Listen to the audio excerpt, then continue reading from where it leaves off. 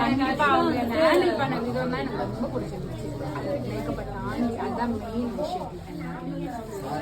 அவங்க வந்து எனக்கு லாஸ்ட் டைம் நான் வந்தப்போ சாரீ ஃப்ளீட்லாம் எடுக்கிறதுக்கு அவங்க தான் ஹெல்ப் பண்ணாங்க. அப்போவே வந்து சூப்பராக வந்து எனக்கு எடுத்து பக்காவாக எனக்கே பிடிச்சிருந்துச்சு. அந்த வயலட் கலர் எனக்கு நல்லா சூட் ஆயிடுச்சு. அந்த ஃப்ளீட்லேருந்து எல்லாமே எடுத்தது வந்து அவங்க தான். அப்போவே நான் வந்து இன்னைக்கு காலையில் உண்மையாகவே எனக்கு இவங்க வரணும் அப்படின்னு நினச்சி தான் வந்தேனே.